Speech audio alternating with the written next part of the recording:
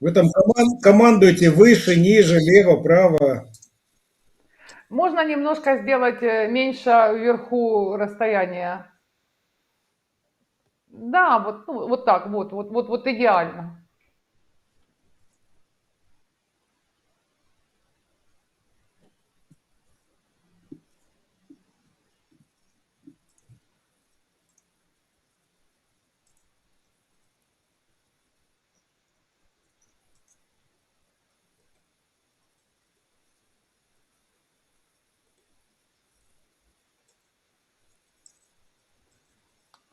Дру- Да, да.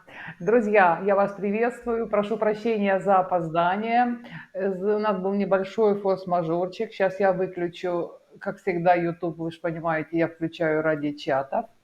Вот. С нами сегодня наш уважаемый Павел Себастьянович. У нас, я думаю, будет интересная беседа. И сначала я вам скажу, пожалуйста, лайкайте эфиры. Лайкайте эфиры под обоими каналами. Пожалуйста, подписывайтесь на оба канала. Канал Медоедов и канал Елена Кистрица. Я буду очень благодарна, если вы не поленитесь с Медоедов сходить на мой канал, потому что каждый лайк раздает, рекомендует еще 3-4 человекам, а нам нужны единомышленники. Значит, этот эфир, эта тема была навеяна постом Павла, где он признался, так сказать, в любви к двум экономистам абсолютно, ну, казалось бы, противоположным. А поскольку у меня точно такая же шизофрения, я тоже их люблю обоих почему-то, вот, то я решила поднять эту тему. Эти экономисты – это наши любимые, уважаемые Алексей Кущ и Ярослав Романчук. Абсолютно как бы разные люди, разные взгляды, но при этом это очень умные и образованные люди. И как бы, ну, интересно читать обоих. Вот, Павел, вот почему вы считаете, что их надо было объединить в одном? Почему вы их любите? Я помню, мы проводили какое-то мероприятие в Леонардо. Алэс Дани был инициатором этого мероприятия. Там был такой блок, посвященный экономике. И он предложил мне выбрать для себя двух, ну, не оппонентов, но соведущих. И я взял как раз Романчука и Куща. И, ну, они там между собой, ну, почему-то что-то там попытались резкие слова говорить в адрес друг друга. Ну, особенно Ярослав Романчук, потому что, ну, либертарианцы вообще такие резкие очень люди. И Да, да, я сама такая. да, я просто хочу сказать, что капитализм не существует без социализма. Они, ну, дополняют друг друга, любую систему. Вот все вещи, которые существуют при капитализме, социальная помощь, какое-то там страхование от несчастных случаев, там еще что-то, все, что связано там, солидарные платежи в системе охраны здоровья. Ну, вот везде же система вот, охраны, или как уже даже по-русски не знаю сказать, как это, Охрана здравоохранения. здоровья, Да, здравоохранение, да. системы здравоохранения, они же во всех странах государственные. То есть там бывают частные медицинские заклады, но сама система финансирования, она в основном государственная. Такого, чтобы полностью было частно и государство отпустило систему здравоохранения вольное плавание, такого нигде нет. Потому что есть такие вещи или такие виды деятельности, связанные с защитой прав людей. Вот не может быть полицейский предпринимателем. Вот не может. Он должен быть человеком беспристрастным и не стремиться максимизировать свою прибыль в каждом конкретном случае.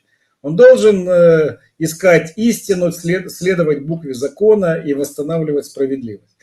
А когда этот человек может это делать? Когда он просто получает, независимо ни от чего, стабильную, достойную зарплату. И тогда он просто занимается любимым делом, защищает права людей. То есть он не может быть предпринимателем. И таких видов деятельности у нас ровно столько, сколько есть прав людей. Вот право на безопасность, право на здоровье, на медицинскую помощь, право на образование, право на над крышей над головой. Вот есть Всеобщая декларация прав человека. Я считаю, что это такой цивилизационный документ. То есть это, вот я его приравниваю к Библии. Вот у нас есть Библия, как что-то древнее такое, там не убий, не своруй. И позже уже такой более цивилизованный документ – это Всеобщая декларация прав человека. Вот она, в принципе, в ней написано, чем должно заниматься государство. То есть вот все права человека, которые там описаны, это и есть функция государства или функция общества. Общество должно защищать права людей. И тогда человек будет себя чувствовать в таком обществе таким защищенным и испытывать то, что философы называют полнота бытия. Вот человек должен ощущать эту полноту бытия, эту справедливость, защищенность, что ему ничего не угрожает. И это, вот эту всю роль вот такой защиты, вот это мы можем назвать социализмом. Потому что общество заботится о каждом человеке. Да, Лен, Я говорите. буду с вами спорить. Вы наверняка должны это знать, вы наверняка учили это в школе. Что такое социализм? Давайте вспомним. То определение, которое нам преподавали в школе в Советском Союзе, это общественная собственность на средства производства. Да, несомненно. И от каждого по способностям, каждому по труду. В отличие от коммунизма. Да, но самое главное – это общественная собственность на права производства. То есть, ну, я понимаю, что были разные виды социализма, но тем не менее, вот хотя бы крупная собственность должна была принадлежать государству. А это, согласитесь, совсем не социальная защита. Это даже, знаете, в чем-то прямо противоположное. Потому что мы в Советском Союзе все это видели, что бы там сейчас не говорили о бесплатных квартирах и прочем, это было все глубоко не так, как сейчас пытаются нам расписать. Поэтому давайте не будем... Причем тут социализм? А давайте еще, знаете, что сделаем? Вспомним Маркса. Он говорил, что капиталистическая система хозяйствования путем повторяющихся кризисов, значит, как сейчас... в школе учили, значит, изменит самосознание рабочих, и они изменят капитализм, то есть они уничтожат капитализм и изменят эту систему, и все средства производства будут принадлежать государству. Так вот, вам не кажется, что вот сейчас именно это примерно происходит в западных странах, но, может быть, без национализации, но именно путем кризисов изменилось самосознание рабочих, и они, значит, получили право на государство. То есть там даже не так, там было, они возьмут в собственность государства, они будут сами управлять. Так вот, вам не кажется, что нынешняя развитая демократия именно в этом похожа на социализм? Смотрите, мы не можем... Вот когда вы говорите «похоже на социализм», это значит, что где-то есть какой-то социализм, и мы можем с ним что-то сравнивать. Да? То есть люди, которые называют себя социалистами, скажут вам, что социализма никогда и нигде еще не было построено. Да, то есть, а как же Советский Союз? Советский Союз превратился, ну, вот, кроме, вот там это определение не полное, кроме общественной собственности на средства производства, в социализме должно еще присутствовать общественный способ распределения. То есть... так это и было в Советском Союзе. В Советском Союзе этого не было. У нас в Советском Союзе была установлена власть советов, вся власть советом, и оно действует до сих пор. То есть у нас сейчас всей собственностью народа распоряжаются советы. То есть советы узурпировали власть, и это было и в Советском Союзе, и сейчас продолжается. И именно они распоряжаются собственностью. И когда люди выходят сейчас на протесты гроши на ЗСУ, они выходят это требовать именно от совета, от рады. Вот у нас местные рады распоряжаются бюджетами. Мэр и рады. Вот им сейчас принадлежит вся власть. Подождите, но финансы это не собственность. Они распоряжаются бюджетами, собранными с налогов. А как же собственность на средства производства, то есть заводы, пароходы и так далее? Ведь это же принадлежит людям, корпорациям, не знаю. Да, есть доходная часть бюджета. Эту доходную часть бюджета генерирует производство, бизнес. Там, где общественная собственность на средства производства. Вот там генерируется что-то, что наполняет бюджет. А есть вторая часть, распределение этого бюджета.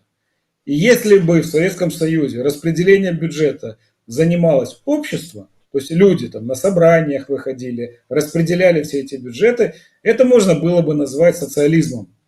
Но этого второй части не было. То есть власть, деньги принадлежали бюрократам, депутатам.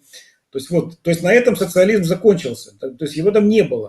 Я вам пооппонирую. Я вам пооппонирую. Потому что социализм по сути своей по-другому и не мог бы быть, поскольку собственность принадлежала государству и управляли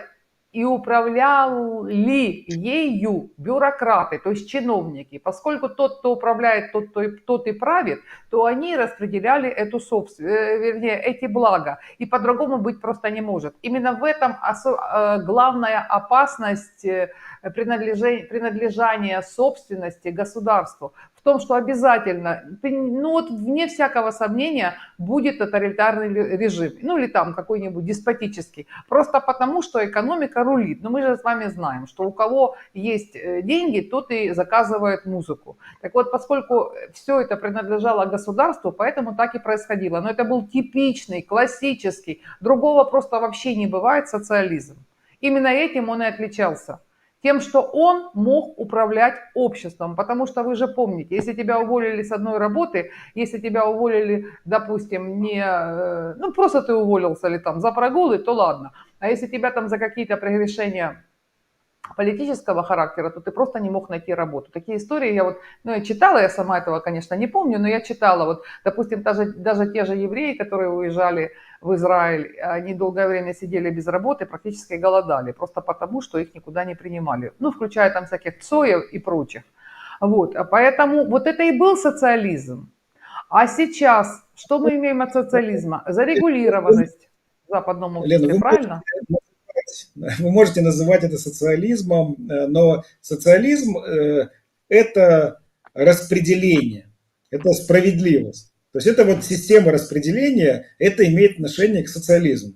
Капитализм это наполнение, производство, увеличение. Вот все, что относится к капитализму, это свобода предпринимательства, это развитие, это рост. Все, что относится к социализму, то есть любое государство в сегодняшнем мире, в африканских странах, Латинской Америке, Европе, там, США, Японии, Южной, Северной Корее, есть две части. Одна часть зарабатывает деньги, производит блага, и часть распределения, тот, кто получает эти блага. То есть везде есть капитализм и социализм. Его Это не соотношение может быть... социализм, это социальное государство называется. Но это не социализм, это совершенно разные вещи. Ну, это не разные вещи. Это не разные вещи. То есть сегодня, вот скажите, кому принадлежит Тесла?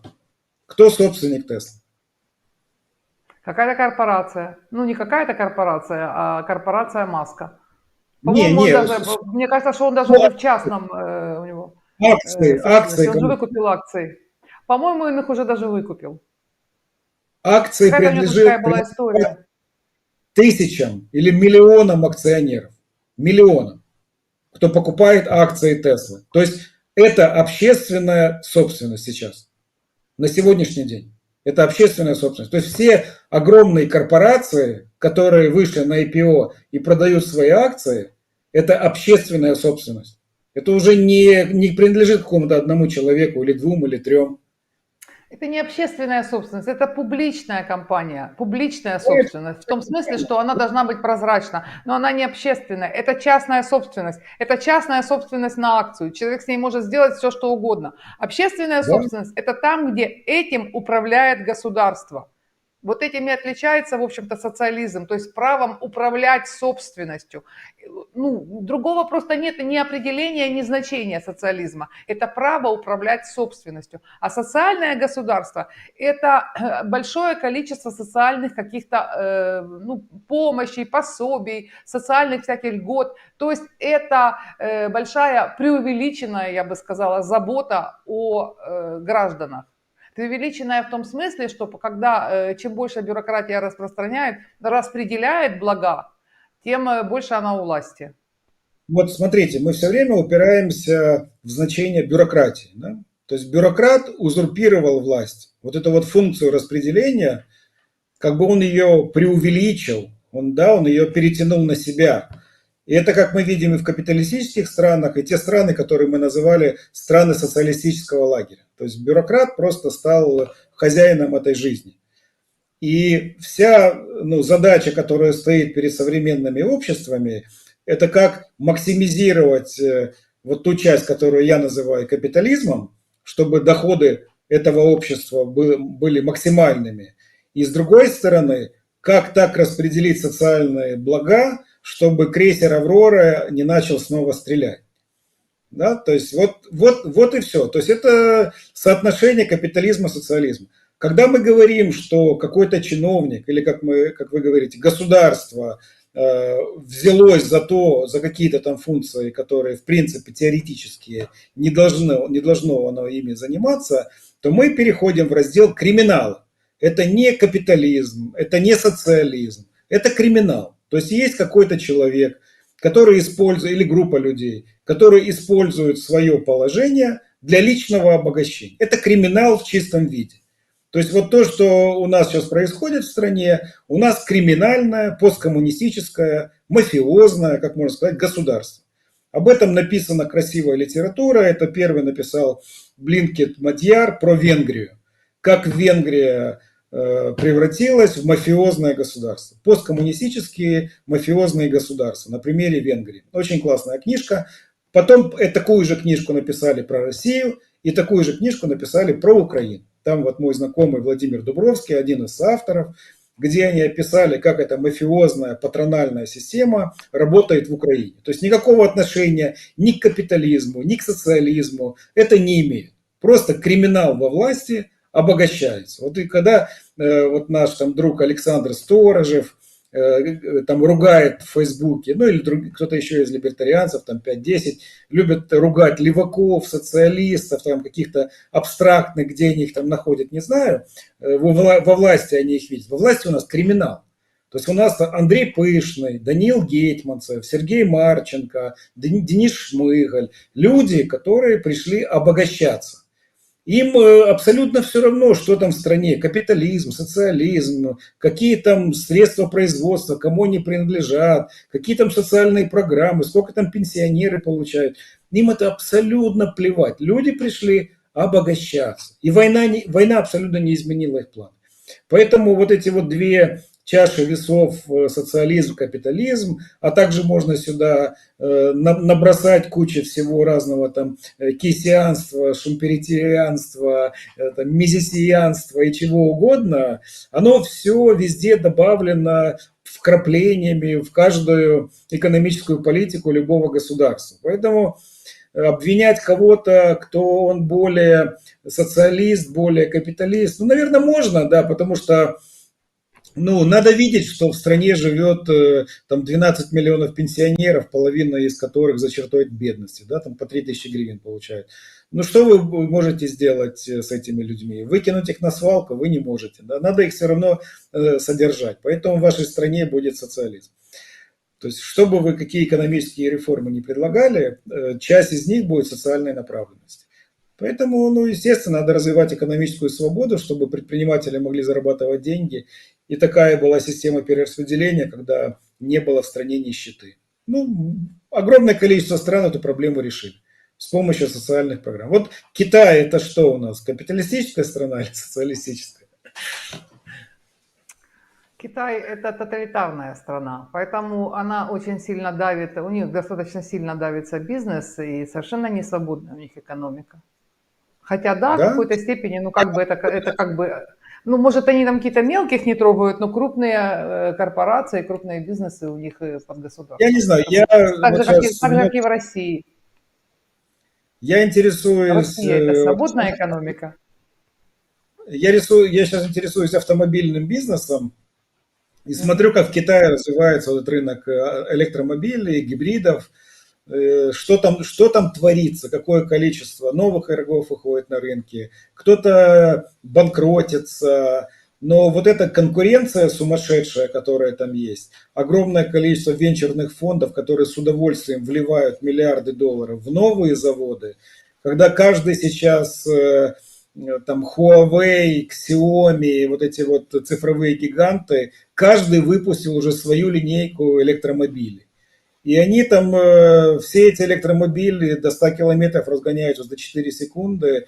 То есть весь этот немецкий автопром, американский автопром уже настолько отстал, и сейчас они визжат и кричат, что электромобили – это тупик развития автоиндустрии, что зеленый переход – это все неправильно. Знаете, почему все они это верещат? Потому что Китай из всех сделал. Он на 3 головы впереди по всему, по комфорту, по напичканным этим машинам, там за 30-40 тысяч долларов, там уже то, что те в Майбахах продают там 100 тысяч плюс. Но это просто смешно смотреть, что сейчас производит европейский автопром по сравнению с тем, что делается в Китае. То есть Но вы Китай же говорите, просто... что вы за свободную экономику, а у них не свободная экономика. Я вам говорю, да, там свободная экономика. С чего вы взяли, что там не свободная экономика? По каким? Потому что там... Давайте рассмотрим на более близком примере и более нам понятном. В России свободная экономика? Она свободнее, чем в Украине. Нет. Я бы Как так не нет? сказала. Не в этом совершенно дело. Но в России свободная экономика? Что? Нет, давайте по-другому. В Украине олигархическая экономика. То есть это в любом случае более свободная, чем такая экономика, которая в России, то есть огосударственная экономика. То есть они давно уже переписали это все на государство или на ближний круг. Поэтому, конечно, в Украине более свободная экономика и более свободная демократия из-за этого. Потому что средства производства принадлежат, ну давайте не будем сейчас говорить, давайте будем до войны. Потому что средства производства принадлежат какому-то количеству олигархов. А конкуренция между государствами и этими олигархами в любом случае дают нам некоторую толику свободы, нам всем. Поэтому в Украине больше демократии. Как бы мы ни ругали олигархов, они нас, в общем-то, спасли в чем-то. В свое время они были полезны, скажем так. Мне уже можно говорить? Мне маякните. Нужно.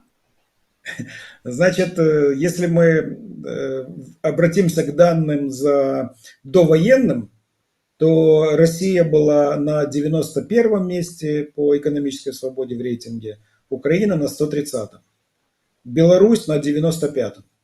То есть они все время впереди были нас по экономической свободе. И, может быть, война что-то изменила, я не знаю, сейчас меряется экономическая свобода или нет, но это так. Я закончу, хорошо, Лен, потом вы скажете. Конечно, конечно. Значит, смотрите, в России нет такого явления, как маски-шоу. Там нету вообще такого, чтобы к бизнесу нету вообще нету. Там нету вообще. Бизнес, который там по размеру там меньше 10 миллионов долларов оборота, там вообще никто на него не обращает внимания. Полная экономическая свобода. Никаких проверок, вот как у нас есть. Этого нету вообще. Просто нету. То есть это я вам серьезно говорю.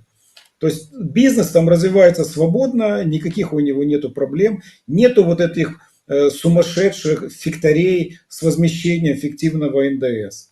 Это давно там прекращено. Налоговая милиция была там уничтожена то ли в 2000, то ли в 2004 году. Что-то очень давно, больше 20 лет назад, Путин сказал, эти ребята работают себе на карман, и просто это было ликвидировано, налоговая милиция. У нас она до сих пор, насколько вы знаете, существует.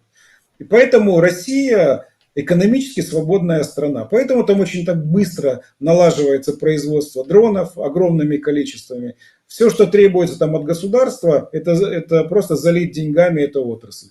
И свободные экономические агенты подхватывают эти деньги, начинают внедрять все, что там возят с Китая, разбирают, собирают, делают эти дроны. И то, чего нет у нас. У нас просто не выделяется финансирование. И, естественно, вся промышленность у нас давится блокировками налоговых накладных. Такого нету нигде в мире. В России тем более такого нету. Что касается судебной системы, судьи в России получают точно так же, как и все чиновники, как учителя, как врачи. То есть это обыкновенные служащие, которые работают на это государство. Такого нету, как в Украине, чтобы взяли какую-то касту людей, назначили им зарплаты по 300 тысяч гривен, а пенсионерам по 3000 гривен. То есть такой несправедливости, как в Украине, нету нигде. Я уверен, что даже в африканских странах такого нету. Чтобы взяли какую-то касту людей неприкасаемых, сделали им что-то там пожизненные должности, пожизненное содержание и еще самые высокие доходы в обществе. Это у меня звонила Лена. Мгм. Да, я поняла. Это я отвечаю тут на комменты. Тут уже есть в чатах вопросы, замечания. Я отвечаю им. Поэтому, когда мы говорим про Россию, что там что-то плохо со свободой экономической, я в это не верю. То есть я просто смотрю статистику, и у них, я думаю, с этим все нормально. Нет, просто, знаете, мы немножко о разных вещах говорим. В этот вот в Есть эти рейтинг, списки, который оценивает объективно. Вот и все. вот Есть в эти показатели рейтинги, рейтинга. вот в эти рейтинги, правильно, в показатели рейтинга включается и простота экономической деятельности, простота налогового и бухгалтерского учета. У нас он запредельный в плане сложности.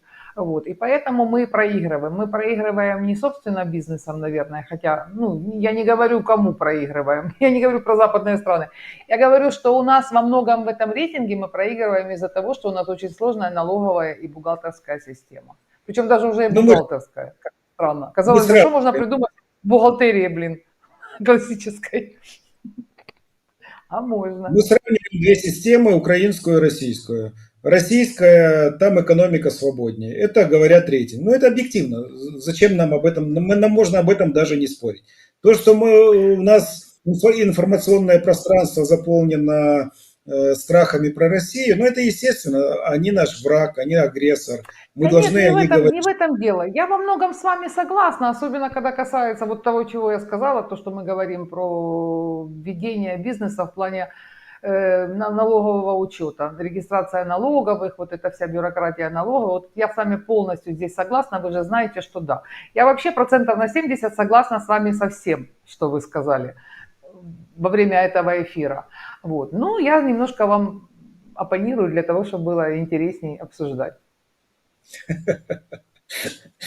Не, ну, можно вернуться опять к социализму и капитализму и пофантазировать, как бы оно могло быть. Дело в том, что, ну, если мы посмотрим на рынок Украины и те налоговые системы, которые предлагаются, и те реформы, которые предлагаются, у нас-то реформаторов можно на пальцах одной руки посчитать. Да? То же самое Романчук, Кущ, Даниил Монин, который написал целый налоговый кодекс. Да, у И, нас был в общем, эфир по этому да, поводу с ним. и, в общем-то, все, понимаете. И, ну, вот есть наша налоговая группа, мы когда-то написали налог на выведенный капитал. Ну, Даниил Монин там тоже присутствовал. Ну, вот моя сейчас идея – это вообще уйти от налогов. Не должно быть никаких налогов, потому что, ну, человек никому ничего не должен. Вот что, если вот то, от чего с самого начала мы пошли, что человек должен достигать полноты бытия. То есть он должен кайфовать от жизни, он никому не должен платить никакие налоги. Но вот это, Так за что же вы будете платить? Вот вы в себе противоречите. Вы, с одной стороны, говорите, что должен быть капитализм, но социальным лицом, налогов не должно быть. Так за что же мы будем выплачивать все эти пособия людям, которые, допустим, там, мы не говорим о пенсионерах, пенсии вообще должны быть заработаны, и это страхование. А вот тем, которые там попали в беду, как раньше говорили про девушек. Нет, не только тем, кто попали в беду. Мы должны содержать армию большую, мы должны содержать всех тех людей, которые будут обеспечивать Здравоохранение, образование. защиту прав За людей. чей Да, счет вот этот банкет? это должно быть за счет платы за ресурсы. То есть вот если у меня есть какой-то там кусочек земли, земля – это общественный ресурс. Но я и сейчас, я плачу каждый год плату за землю. Ну, все люди платят. У кого есть земля, предприятия, которые стоят, плату за землю осуществляют. Есть плата за воду, есть плата за газ, есть там плата за воздушное пространство, за пользование инфраструктурой, у нас дорожная инфраструктура, железные дороги, у нас денежная инфраструктура. То есть мы все этим пользуемся. Вот за все это, за то, что общественное, за то, что наше народное, мы все за пользование этими вещами должны платить. И все. Этих денег должно быть достаточно на то, чтобы содержать государственный аппарат.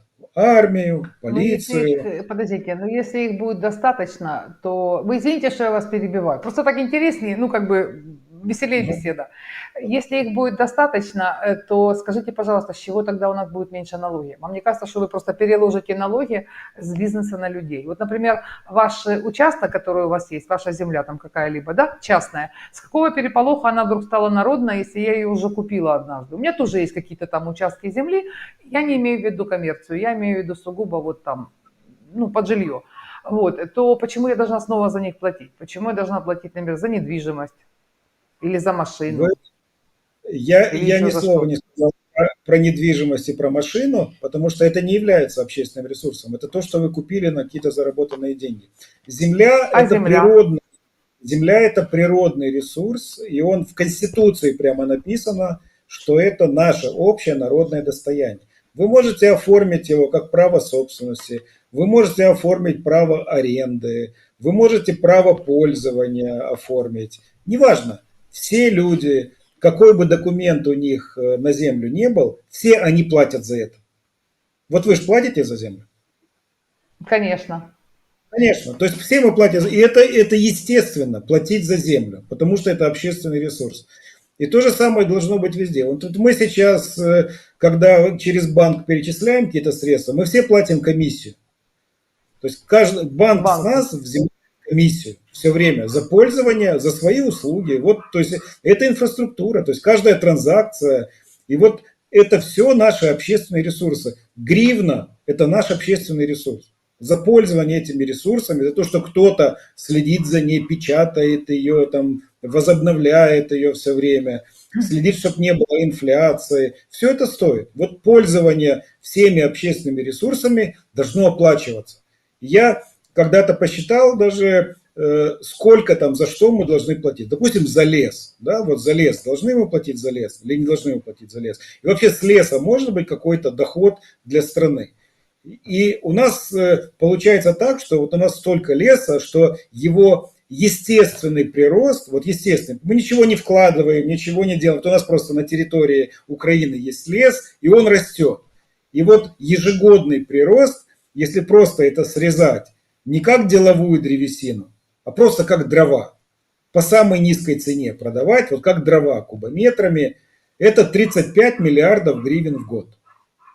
Просто, это просто естественный прирост. И так совсем, все дороги, инфраструктура, недра наши, все это приносит постоянный доход. Но просто этот доход, который приносит инфраструктура, недра, национальные богатства, сегодня используется частными лицами. У нас есть частные лавочки, которые распоряжаются вот этим нашим общественным ресурсом. Вот самый яркий пример – это Андрей Пышный и Национальный банк Украины, и наша единица денежная гривна, которая находится в руках вот у этого прекрасного человека, и который за 2 последних года войны на западную помощь в размере 16 миллиардов долларов положил себе в карман, в золотовалютный резерв, в своей частной лавочке, вместо того, чтобы эти деньги пустить на производство вооружения, на оснащение армии, на социальную поддержку внутренне перемещенных осіб,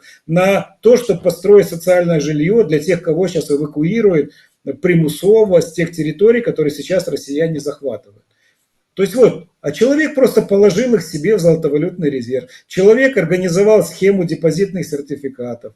Человек организовал выемку из бюджета за 2 года больше 200 миллиардов гривен по процентам по ВВП, которые он потом раздал как проценты по депозитным сертификатам. Вот это пример частной лавочки, когда на нашем с вами национальном богатстве, нашей государственной денежной единицы, группа частных лиц, вот это холдинг Пышного, несколько коммерческих банков и сам Пышный, делают вот эти огромные состояния. И сейчас вот опять пишут наши эксперты, что только за полгода опять 74 миллиарда прибыли показали банки. Да? Основная прибыль сформирована из депозитных сертификатов. То есть люди просто во время войны выводят из бюджета десятки миллиардов, ну, по годам уже сотни миллиардов гривен и обогащаются. Ну, а это, по идее, должны быть доходы нашего общества. То есть, если бы эти национальное богатство, наша денежная наша единица использовалась в пользу всего общества, то мы могли богатеть от этого. А сейчас богатеет только этот холдинг Пышного. Ну, они назвали это стратегия финансового фортеца. То есть это официально на сайте Национального банка написано, что у них есть стратегия, в которой они сами себя должны обезопасить от угроз войны, отделиться от всех, от бизнеса, от общества, от реального сектора экономики и жить себе спокойно, заливая западную помощь в золотовалютный резерв. Вот пример того, как используется это. И это то же самое происходит с нашими недрами, с пахотными землями, с водой то же самое. Вот у нас по воде интересная ситуация. Я там брал данные. Мы вообще, вся страна, используем примерно 12 триллионов литров воды в год. Это и на полив аграрный, и промышленные предприятия, и частные лица. И сейчас примерно платим где-то там по 5 копеек за литр. А если взять 1 копейку за литр, то это будет 120 миллиардов гривен в год. То есть это вот просто статья доходов бюджета, 1 копейка с литра воды. То есть и вот так вот должно быть за все. То есть все ресурсы, которые у нас есть, я не говорю про полезные ископаемые. Ну, может быть, мало кто знает, что у нас 270 приисков золотых в Украине. То есть вот мы с вами сейчас разговариваем, а кто-то в этот момент вот эту руду, в которой содержится золото, просто выкапывает экскаваторами, грузит в вагоны. Даже наверняка здесь в Украине не перерабатывает, не рафинирует это золото, не добывают, а просто эти отвалы золотые просто выводятся куда-то на экспорт под видом каких-то там шлаков или там, ну вот что-то металлургических отвалов, что-нибудь такое. То есть, понимаете, то есть вот это у нас сейчас страна, где вот это национальное богатство используется частными лицами. То есть мы вот с вами, наверное, про бурштин уже давно ничего не слышали. Помните, раньше про янтарь постоянно? Да, как-то тема так, что доказывает о том, что она была во многом политической, я бы сказала. Нет, это доказывает то, что... Они подрались между собой в разные стороны, да? Не, я думаю, что сейчас просто бенефициары этого бизнеса, которые в Польшу это вывозят все там вагонами или там грузовиками, проплатили информационную среду. Никто сейчас не пишет про бурштин. Запрещено. То есть как это делается, это всегда есть специальные люди, которые ходят по разным интернет-изданиям, блогерам, кому угодно, и просто платят за то, чтобы какая-то тема не освещалась вообще. Ни хорошо, ни плохо, вот просто молчал. А вам не кажется, что бенефициары просто у власти? Ну, Это естественно. также значительно проще. Бенефициары, недра всегда у власти. Но чтобы заткнуть какого-то блогера, который любит писать, допустим, о янтаре, да, то можно что сделать? Ну, либо его там запугать, либо просто ему заплатить, чтобы он больше об этом не говорил. Да? То есть вот есть же люди, которым вот хочется писать про недра. Вопрос к вам. Мне к вам вопрос. Вот вы сказали про пахотные земли и про воду. Вы предлагаете в каждом домохозяйстве поставить счетчик твоей колонки, которую ты пробил за собственный счет, и брать по копейке за воду или как? Вам не кажется, что мы больше налогов заплатим, чем платим сейчас? Не кажется. Просто сейчас мы вынуждены платить. Вот сейчас, если взять самый распространенный наш налог, НДС, и его собираться должно теоретически, вот если мы за 23 год посчитаем, 1 триллион 144 миллиарда. Это вот должно столько собираться налога. Ну, считается, это берется там валовый внутренний продукт, от него какая-то часть это потребление, от потребления уже берется НДС. Там 2 метода просчета. Первый метод просчета это просто по отчетности предприятий. Вот год прошел, все предприятия подали отчетность по телечке НДС, и мы видим, сколько НДС в стране. Второй способ – это потребление домохозяйств. Это дает статистика тоже, сколько люди купили всего там в магазинах. Там. То есть вот эти две цифры, и они сравниваются с тем, что реально поступило. Так вот, значит, расчетный показатель НДС – это 1 триллион 144 миллиарда, реальное поступление – 580 миллиардов. Вот у меня вопрос, куда делось еще 560? Понимаете? Ну, То есть это вот по возврат экспортерам. Неважно, это все уже учтено, то есть это с учетом возмещения все считается. То есть должно было поступить с учетом возмещения 1 триллион 144 миллиарда. Часть НДС официально кто-то пробил себе льготы. Кому-то есть льготы, уменьшенный НДС, это часть этого есть. Но все остальное это фиктивный НДС, то есть возмещение фиктивного НДС. Ну, Это возможно, схема. конечно. Скрутки, эффективный экспорт. То есть пустая машина выезжает с пакетом документов, а документы пошли в налоговую, что экспорт на $1 миллион ушел, 200 тысяч возместили НДС. Ну, в общем, вот это просто сплошной схематоз на 400 миллиардов гривен примерно. То есть все, ну вот это что касается НДС. То есть оплатят все люди, естественно, НДС. Каждый человек в каждом магазине платят, это все собирается в нашу национальную скарбницу, а оттуда по схемам Гетманцева все расходится через фиктивные компании. Вот этот прикольный был случай, когда опубликовали Open Data Bot собственников, которые имеют там огромное количество компаний. И на первом месте был человек, у которого 1300 компаний. То есть один человек, 1300 компаний. Потом там были 800 компаний, 700, 500. Ну, налоговая же все это видит. Регистрационная служба тоже Конечно. все это видит. То есть государство она не все видит, это видит. она курирует, крышует. Да, правильно. Вот у нас как раз есть наш человек Гетманцев, который в Хорошо, курсе а всего. пахотные земли? Пахотные земли. Сейчас очень много земель, которые числятся такими, что ими никто не пользуется. То есть они просто как бы стоят. Или вот наша знаменитая история с Академией аграрных наук, у которых на балансе 400 тысяч гектаров земли, которые вот как бы используются для экспериментов, для выведения новых культур, и все. То есть больше никто не пользуется. А на самом деле, естественно, все это там фигачится, и деньги кэшем идут ребятам, которые владеют фактически этой землей. Руководство этой аграрной академии наук. Вот это, а что пахотные земли? Нужно ввести с них такой же самый налог, как и, все люди платят за землю. За пахотные земли тоже, но это уже, там налог, естественно, должен быть больше, чем с какого-то домохозяйства, который в селе, там у каких-то пенсионеров какой-то домик стоит. Ну это ж, Павел, естественно. все люди платят налоги на пахотные земли. На все пахотные земли платятся налоги. Я не знаю точно, как насчет Академии наук, платят они или у них какая-то льгота, но все люди, которые обрабатывают землю, они все платят налог на эту землю. Значит, платятся они двумя частями. Первая часть – это платят люди, которые сдают в аренду, а вторая часть – в едином налоге. Вы согласны со мной? В Там едином огромные налоге это большая корпорация, которая... Четвертой группы. Нет, небольшая корпорация, четвертой группы, единый налог. Это любой человек, любой сельхозник может быть четвертой группы, единый налог, если у него не менее 75% сельхозвыробництва. Алена, так должно И они быть. платят единый налог, 5% от кадастровой стоимости земли, от кадастровой стоимости земли, и это должно быть минимальное податковое зобовязание не менее 5%. Если не доплатил за землю, налогами доплатишь чем-то еще.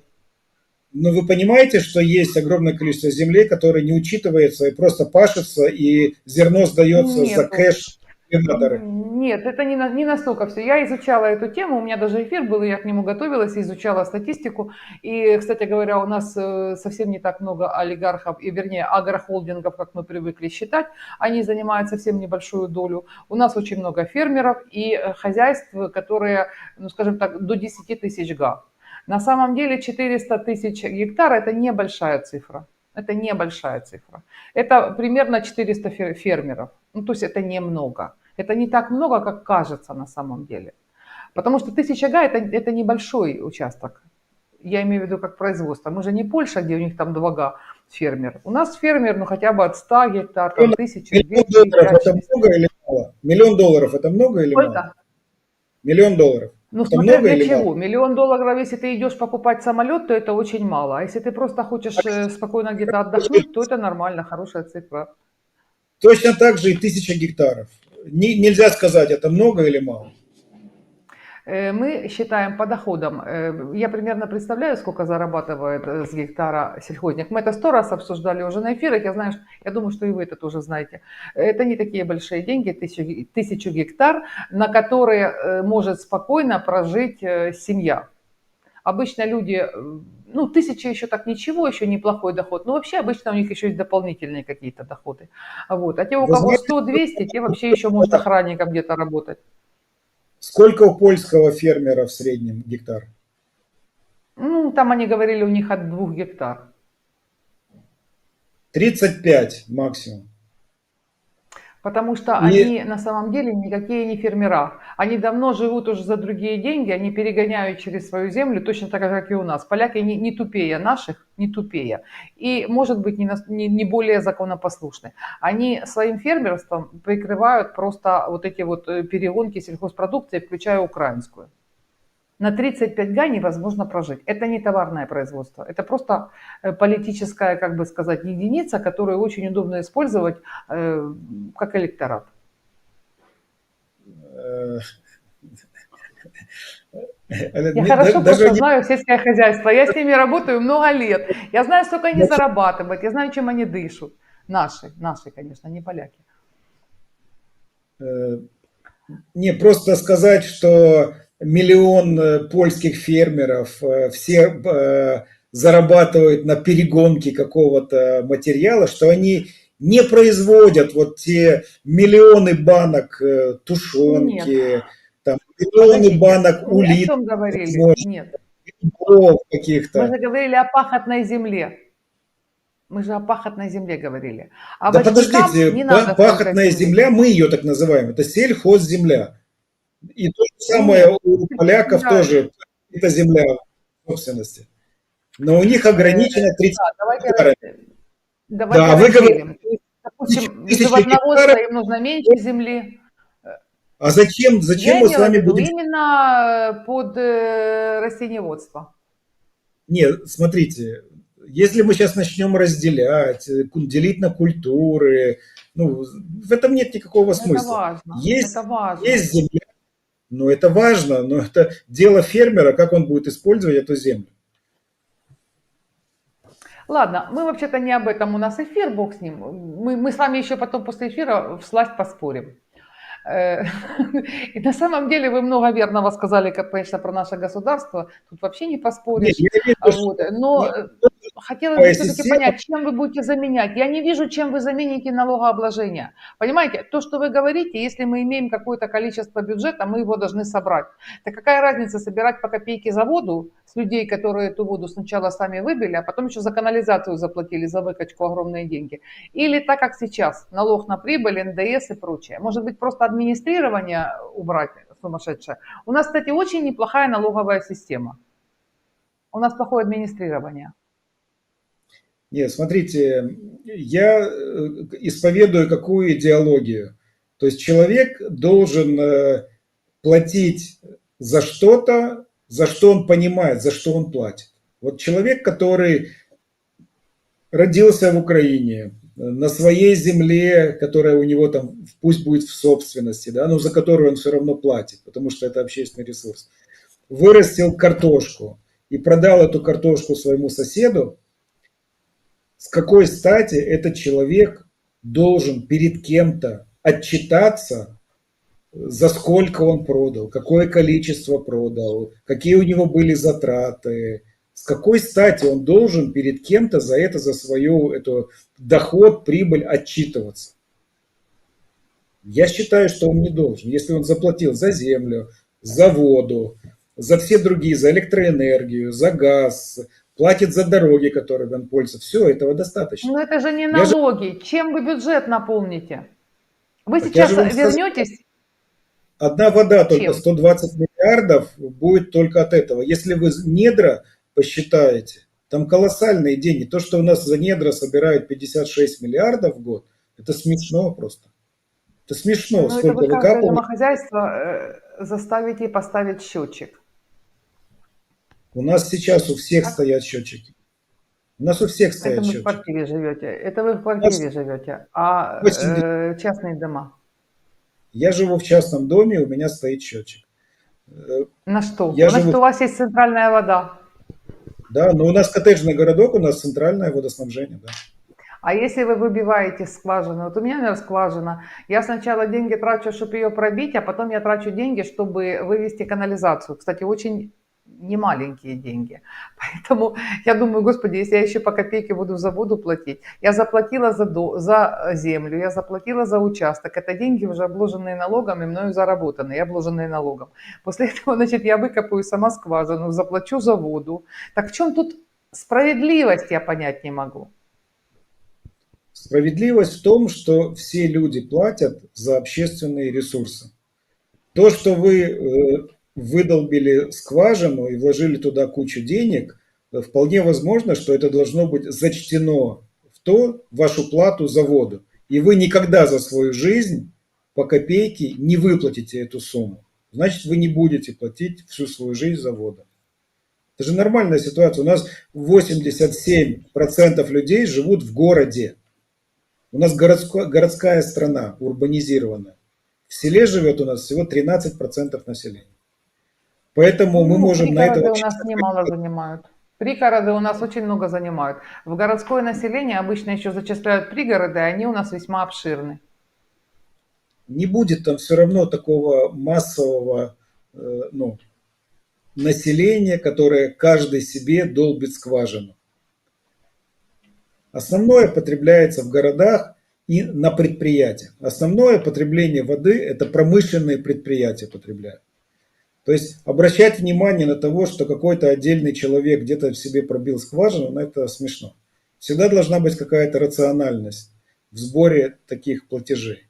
Но платить люди должны реально за то, чем они пользуются. Если вы пользуетесь общественными ресурсами, то вы платите за эти ресурсы. То есть рассматривать частности можно. Можно там искать какие-то исключения, посмотреть там, сколько человек вложил своего труда, а может ему легче было бы к централизованному подключиться. Это уже частные случаи. Ну просто сделать как правило, что платится только за ресурсы, вот все платят только за ресурсы. И основной, конечно, источник это плата должно быть за недра и за денежную инфраструктуру. То есть вот то, что я говорю, налог на транзакцию его называют, но это я бы назвал его плата за денежную инфраструктуру. За то, что у нас есть своя денежная единица, есть своя банковская система, и все перечисления должны сопровождаться вот этой вот небольшой комиссией. И денег от Небольшой это этого какой? 1%, 2%, 3%. Все зависит. Если сейчас война идет, то надо сравнить, сколько нам нужно денег. То есть вообще в нормальной системе не больше, наверное, 1%, 1,5%. То есть у нас сейчас всех транзакций в денежной системе это где-то 230 триллионов гривен. То есть всего вот вращается в денежной системе 230 триллионов гривен. То есть 1% от этих всех оборотов это уже 2 триллиона. То есть 2 триллиона дает 1%. Но там есть финансовые операции, межбанк, огромное наверняка там количество транзакций, которые делаются сейчас ради минимизации налогов. То есть такая система, она приведет к рациональности. Транзакций будет столько, сколько действительно есть обменов добровольных между людьми. То есть один человек платит другому, или организация платит другой организации, покупая или продавая какой-то товар, продукт, услугу. Вот это все сведется к таким платежам. А сейчас у нас, конечно же, огромное количество транзакций. Это ради того, чтобы минимизировать налогообложение, провести какие-то схемы, Да использовать боже, какие-то... их уже вообще не осталось, забудьте. Какое минимизировать? У людей люди в сплошных убытках. Людям уже вообще ничего не надо минимизировать. Люди платят вот тот самый процент, о котором вы говорили, который заявляет налоговая. Только она, правда, уже не один, а там 2-3 начинает просить. Нет уже никакой минимизации в том смысле, в каком вы ее называете. Потому что не из чего Все, минимизировать. любой... Ну вы же, я хотела просто вспомнить о кумулятивном эффекте налога на транзакции, о котором вот мы каждый раз говорим, и вы все каждый раз, вы все, я имею в виду вы, и кто у нас еще там за налог за транзакции всегда топит, всегда говорят, не-не-не, его не будет. А почему не будет? Объясните наконец, как же его может не быть, если он есть сугубо математически? Сейчас в сегодняшней налоговой системе средний оборот на каждое юридическое лицо 5,6% с оборота. То есть вот все налоги вместе, которые там есть. Налоги на труд, налог на прибыль, НДС. То есть каждый вот этот вот участник нашей экономической деятельности в стране платит 5,6% с оборота. Вот считайте ваш кумулятивный эффект. То есть вы на первом предприятии заплатили 5,6 с оборота. Это вошло в себестоимость следующего предприятия. То есть уже оно в себестоимости. Туда накрутилась прибыль и заплатилось еще 5,6 с оборота. На те 5,6, которые были на предыдущем звене. Это продалось. Откуда вы эту цифру взяли? Что Откуда вы откуда? взяли эту цифру? Откуда вы взяли эту цифру 5,6? Эта цифра считается нашей налоговой службой. Мы когда делали эфир с Владимиром Брунько, посвященный налогу на транзакции, я поищу эту табличку и пришлю, если вы будете монтировать, можно будет вставить. Или это просто в прямой эфир идет уже? Сейчас навряд ли. То есть табличка, она такая, что все виды деятельности, и каждый вид деятельности, там есть виды деятельности, где 14% с оборота. Например, в строительной отрасли там 14% с оборота на каждом звене. Есть виды деятельности, где там по 2%, там, торговля, там еще что-то. Вот с оборота там небольшие числа. То есть очень разно, но в среднем 5,6. Вот это кумулятивный эффект. Я не видела строителей, которые платят 14%, хоть застрелись. Ну вот не видела и все. Я со строителями работаю много лет, с разными. Ну, правда, не очень крупными. Хорошо. Не платят они, им просто не из чего. У них очень большие затраты на труд, вы не забывайте. Они просто не могут себе позволить такие цифры. Это не, ну, не настолько прибыльная отрасль, как всем кажется.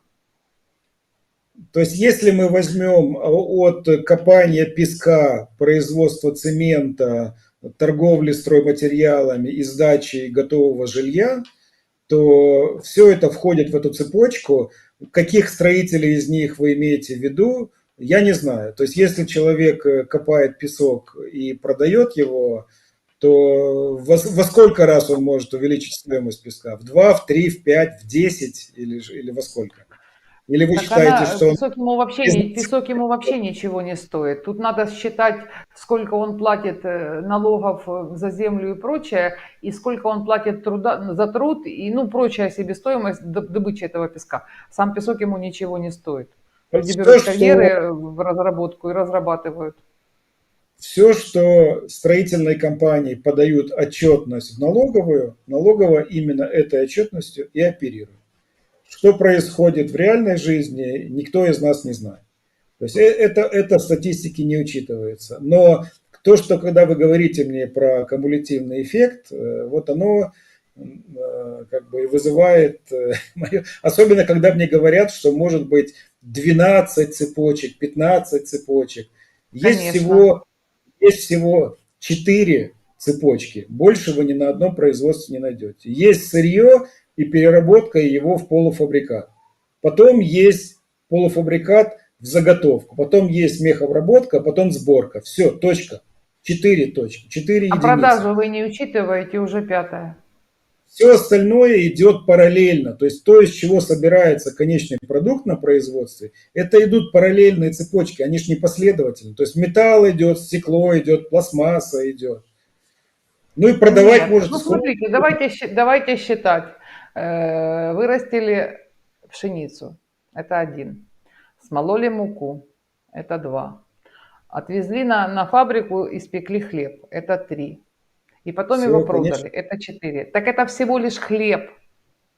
Да. А если более сложное? Понимаете, налог с транзакций, он упрощает экономику. Он не дает больше, ну, возьмите какой-нибудь там, не знаю, самолет или... Я понимаю, что это параллельно, но это огромное количество поставщиков, которые каждый у себя будет платить этот налог. Понимаете, да? Но они идут Параллельно или все, последовательно, они все равно будут платить это. Нет. да, естественно, Ну, будут все нет. платить по 1% вместо 5,6, вместо 14, вместо 20. Просто попросите, ну вы же, К если концу, к занимаетесь концу выйдет бухгалтерией, сколько? ну вот возьмите сейчас нашу нынешнюю систему, в любой вот отрасль любого возьмите бизнеса, вот чем вы занимаетесь, кого там, если бухгалтерией занимаетесь, и посчитайте у них, сколько они платят налогов с оборота. Возьмите, постройте Около цепочку эту. 2%. 2% они платят. Процент на Ну, НДС, а процент налога на прибыль. а чего так мало?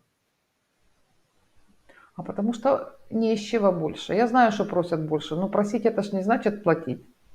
Процент налога на прибыль, процент НДС. Некоторые в убытках и все равно убирают убытки и платят 1% налога на прибыль. Ну, некоторые, у нас НДС, большинство, некоторые склады переполнены и все равно платят 1% НДС. большинство плательщиков налога на прибыль показывают убыток. Это наша украинская практика. Сидеть в убытках. Не пока, много лет уже не позволяют, уже давно никто не показывает. Вот они показывают 1% налога на прибыль и 1% НДС. НДС, Ну, конечно, и может так. быть и больше, это ж как получится, Нет, но смотри, 1% не менее. та налоговая система, про которую вы сказали, что она у нас очень хорошая, она заставляет людей всех вести искусственный бухгалтерский учет. Правильно? То есть Я сказала, зачем что это? у нас хорошая налоговая система, а не налоговое администрирование. Никакой хороший налог Налоговое администрирование у нет. нас просто сумасшедшее. Ну, смотрите, можно пытаться задержаться на этой налоговой системе и оставаться в заднице. Можно ввести какую-то более прогрессивную систему, как это сделала Эстония. То, что сейчас предлагает Данил Монин, это более прогрессивно, чем есть. Но я говорю, плата за ресурсы – это следующий шаг. Никаких налогов, никто не должен ни перед кем отчитываться, никто не должен никому говорить, какая у него прибыль, никто не Мунин, должен слава никому... богу, не предлагает налог с транзакций. У него достаточно сложный налоговый кодекс. Да, я знаю. Ну, просто у нас был эфир, мы его прям пошагово разбирали, и мне понравился даже почти Да, все. это лучше, чем есть сейчас. Это лучше, чем есть сейчас. Безусловно. Но понимаете, во всем мире еще хуже налоговая система. У нас еще даже неплохо. У нас просто все убито администрированием. Все наши преимущества убиты администрированием, то есть тем, как они взимают, то есть регистрация налоговых накладных, вот эти бесконечная отчетность, на которых всегда деньги. Вот последняя моя боль, я вам уже говорила сегодня, да, что они собираются ввести ежемесячную отчетность по НДФЛ. Ну, то есть, ну, бухгалтера уже просто живут на работе. Непонятно зачем это все. Вот этим они убивают, а бухгалтера стоят денег. И это добавляется к налоговым отчислениям, к затратам на налоги, правильно? Вот это плохое Поэтому у я... нас. А сам налоговый кодекс у нас не такой плохой. Ну да, и Не Конституция у нас кодекс, а самая лучшая. система. У нас Конечно. все самое У нас же лучшее. всегда исполнение убивает, все хорошие начинания у нас убивает исполнение. Видите, вот у нас с вами много общего во взглядах. Лучший капитализм Давайте, в капиталистических странах. Самый лучший капитализм у нас. давайте прочитаем чат. Тут какие-то были Давайте. вопросы. Посмотрим, что там у нас. Тем более, что мы уже время исчерпали, как бы. Так. Ну вот Михаил Штейкбок настаивает, чтобы я спросила, на что содержать государство. Государство обеспечивает экономическую деятельность не только через финансовую систему, оборона, арбитраж, правопорядок, регулирование. Ну, для этого нужны расчеты, я так понимаю, Павел. Вот то, что вы сказали, это нужно Смотрите, подкреплять расчетами. Потому что нам всем смотрите, тоже, и мне тоже не кажется, что нам хватит денег из того, что вы сказали. смотрите, сегодня собирается всех налогов 1,6 триллиона гривен. Это вот сегодня собирается всеми вот этими налогами. На труд, на прибыль, НДС. Я вам говорю, 1% налога на транзакции собирает 2,2 триллиона. Это без платы за воду, за надра, за землю.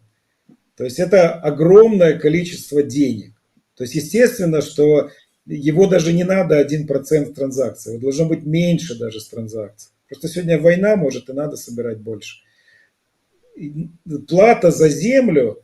У нас огромное количество людей, которые не платят налог на землю. То есть вот у меня в гостях был там Ольшанский Александр, который сказал, что киевская земля, ну киевская вообще администрация должна собирать 46 миллиардов гривен налога на землю в Киеве.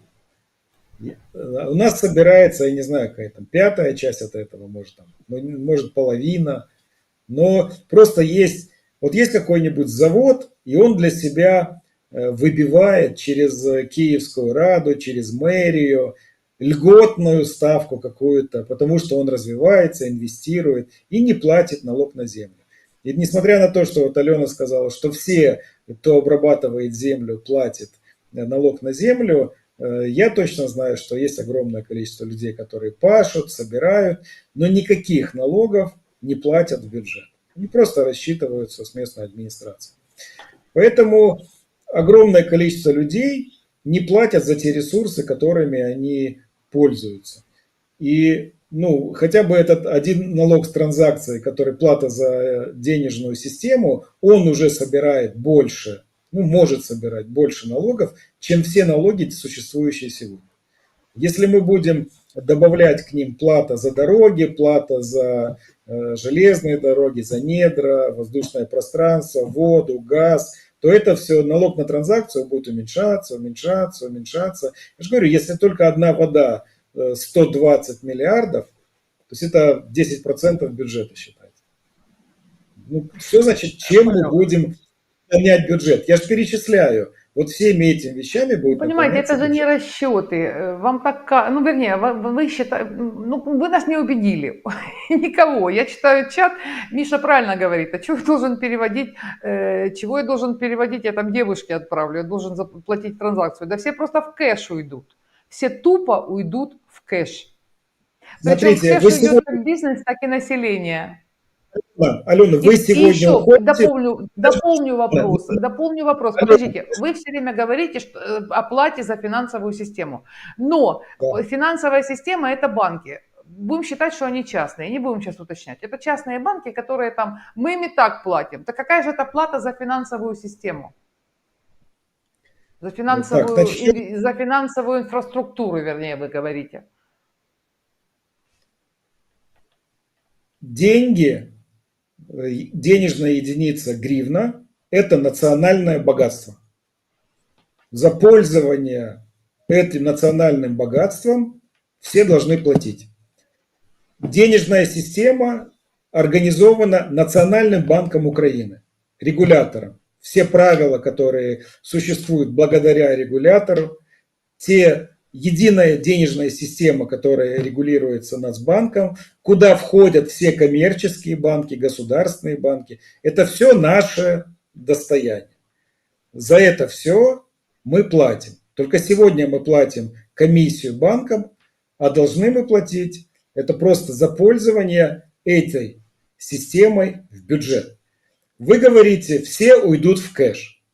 Вот сегодня, когда вы пополняете свой счет в сотовой сети через Приватбанк, вы платите 1%. То есть вы уходите в кэш от этого платежа. Павел, ну не будет у нас Кто 1%. уйдет в кэш ради 1%? Сегодня за обналичку платят 12%, 13%. Слушайте, а я знаю людей, которые бегают по разным банкам, чтобы заплатить дешевле комиссионные. Да. И ищут места, где не берут комиссию. Почему вы говорите, что нет? Да огромное количество тех же пенсионеров будут просто бегать из места на место, только чтобы, ну там в разные финансовые учреждения, только чтобы не заплатить кому эти вот комиссионные. Вы же знаете сами это. Так же будет и с этим. То есть любые деньги, которые переводятся даже внутри семьи, будут облагаться транзакцией. Да зачем мне такая справедливость? Можно назвать что угодно священной коровой. Можно сказать, что гривна это достояние государства или там общества. Но на самом деле это всего лишь бумажка или монета. Это мы Алена, договорились просто, и все. Алена, у вас выбор такой. Заплатить 1% с транзакции за то, что вы пользуетесь этой системой, живете в этой стране, переводите своей дочке какие-то деньги и 1% платите за это обществу. Но не платите НДС, прибыль, ЕСВ, НДФЛ, военный сбор, ЕСВ, ничего больше не платите. Но платите это Подождите, а как же 1%. люди пенсию получать будут? Господи, у вас, я что-то вообще не понимаю. Я вам говорю, эти платежи суммарно дадут в бюджет больше 3 триллионов гривен, из которых Нет, выплачивается как люди будут получать пенсию? За что? Они что, записывать транзакции свои будут или как? Или все будут получать уравниловку по 3 тысячи или по 10 тысяч или по 100 тысяч? Пенсионеры будут, как вы говорите, накапливать себе на пенсию и по возрасту получать от государства тоже прожиточный минимум. Обязательно. То есть дополнительно будут платить еще ЕСВ, который вы только что перечислили, его будут платить еще дополнительно, чтобы получить пенсию. Господи, я не знаю, как это объяснить. Алена, платится только за ресурсы, в одну кучу деньги. Из этой кучи всем выплачивается людям пенсии, зарплаты бюджетникам, учителям, Так врачам. исходя из чего? За какие заслуги? Один человек, например, перечисляет каждый день миллион туда-сюда гоняет и платит этот процент, а другой человек сидит, ни разу не перечислил. А пенсия одинаковая или как? За какие заслуги человек пенсию получать будет? Каждый гражданин общества получает эту пенсию просто потому, что он вышел, у него наступил пенсионный возраст. Все, точка. Больше никаких оснований для пенсии не надо. Все остальное, если вы хотите накопить, накапливайте, пожалуйста. То есть это будет безусловный доход, о котором говорят на Западе. Ну и люди сами должны зарабатывать. Еще лучше, если вся эта система сработает. Значит, пусть будет безусловный Я доход. все-таки... Не надо говорить вообще. Это страшная вещь, безусловный доход. Это вообще просто убийственная вещь для экономики. Безусловный доход, особенно в Украине с нашей демографией. Давайте закончим эфир фразой, которую мне очень понравилось, сказал один из наших зрителей. Значит, он сказал следующее, что мы рассчитываем... Господи, где это? Ну, в общем, короче, мы спорим о том, чем наполнить бочку, которая без дна. Вот, ваша дискусія зараз про те, як наповнити водою діжку, при тому, що в ній нема дна. Судя вообще по вашему состоянию... Алена, вы смотрите, ваши зрители воспринимают то, что я говорю, как будто оно будет сверху на ту систему, которая есть сейчас. Ее не будет, налоговой службы не будет, таможни не будет. Мы это поняли, мы это все поняли, но нам это не нравится не потому, что нам не кажется это справедливым, то, что вы перечислили, ни налог с транзакций, ни вот это вот с водой. Ну, я говорю мне не кажется справедливым, буду Почему? точнее. Почему? Потому что я считаю, что человек должен платить от своего дохода какую-то там толику, ну, допустим, 10%. Считается, что это психологически очень такая, как бы, осознанная цифра, понятная и принятная. А в чем справедливость, что человек, вот, например, научился человек деньги из воздуха делать? За что и кому он должен 10% отдавать? За что? Так это именно взнос в общак, условно говоря, на здравоохранение. Это ни за что и никому. Это ни за что. Мы берем идеальное государство, мы не берем наших вороватых чиновников. Мы берем идеальное государство, которое мы наверняка когда-нибудь построим. ну, близкая к идеальному. В общем, будет у нас Третья Республика. И там у нас будет нормальное потребление, нормальное распределение этих ресурсов. И мы будем платить на здравоохранение, образование, обязательно, конечно, на ВСУ, это самое первое, там, на Подождите, общественный порядок, то есть милиция и прочее. И вот это и будет наш общак. не, подождите, это все обеспечивается недрами. Зачем нам платить за это что-то?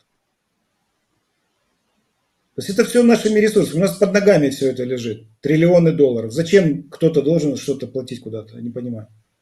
А кто это будет добывать? Вот вы когда говорите о триллионах долларов, хотя бы даже леса, это же кто-то должен этим заниматься. Вы же думаете, кто-то будет просто так сидеть? То есть вы считаете, что кто-то пойдет, срубит это дерево, заплатит вам за это дерево, возьмет себе 3 Конечно. копейки и скажет, остальное это общее. Так а зачем это кто-то будет делать? Это какой-то островок социализма в мире свободы и капитализма. Зачем кто-то пойдет рубить это дерево, если там нужно платить какие-то огромные суммы, которых должно хватить на содержание целой страны? Алена, а почему вы говорите платить огромные суммы, возьмет себе 3 копейки? Почему не наоборот? Возьмет огромную сумму себе и 3 копейки государству. Так потому что если вы с этих недр, еще даже логически рассуждая, если все эти недра взять, отнять от них себестоимость этой добычи, ну и вообще производства, да, и плюс еще добавить прибыль, то точно не хватит на всю страну. Ну не может такого быть, просто не случается так в мире. Ну с Почему? чего вы? Это же бизнес. Почему? Я- Почему? Объясню почему. Потому что и сейчас платят. Потому что платят и сейчас. Все эти люди и все эти недра оплачиваются и сейчас. Бизнес платит за воду, налог на воду, налог на землю. Что там у нас еще? Господи. Вот эти вот всякие там единые налоги, которые на сельхозные. Что они там рентные какие не платят? Они платят кучу рентных платежей вплоть до радиочастот, это уже ресурсное, вплоть до радиочастот. Там офигенное количество налогов. Алена, вам же сказал ваш зритель, это бочка без дна, то, что сейчас. И Ну, она без понятно. дна, Ну, даже... потому что существует эта налоговая система. Как вы не понимаете, что вы ее Ладно. наполняете, платят, но там нету ничего. Я очень давно хотела с вами поспорить по поводу вашего налога с транзакций. Спасибо, что вы предоставили мне такую возможность. Вы мне вообще очень симпатичны, я вас очень уважаю. Я очень многие вещи с вами согласна на 100%. Ну вот действительно согласна. Все, что вы, вот как вы оцениваете, все, что у нас происходит в стране, вот все эти вещи. Но с налогом с транзакций спасибо, что вы мне дали высказать все свои сомнения. Вот, потому что я противник этого, честно скажу, вы меня не убедили. Но огромное спасибо вам за эфир. С вами приятно и интересно спорить, дискутировать. Не обижайтесь на меня, если я вас перебивала или с вами спорила. Ну, это же такой как бы жанр, мы просто поспорили. Вот. Дорогие зрители, спасибо, если вы досмотрели до этой минуты. Пожалуйста, лайкайте, подписывайтесь. И, пожалуйста, подписывайтесь и лайкайте на 2 каналах, а не на одном. Не забывайте о том, что есть еще канал Елена Кистрица. Если я вам хоть немножко симпатична, пожалуйста, сходите на мой канал, подпишитесь и лайкните. Спасибо вам за то, что вы есть. Павел, огромное вам спасибо. Честно, спасибо. Мне очень понравился эфир. Я надеюсь, что вам тоже. Я надеюсь, что я вас ничем не задела. Это была просто дискуссия. Полемика. Не, просто жалко, что мы на разных языках говорим просто. Да мы с вами еще будем говорить много раз. Мы с вами все равно по одну сторону баррикад и на одном поле.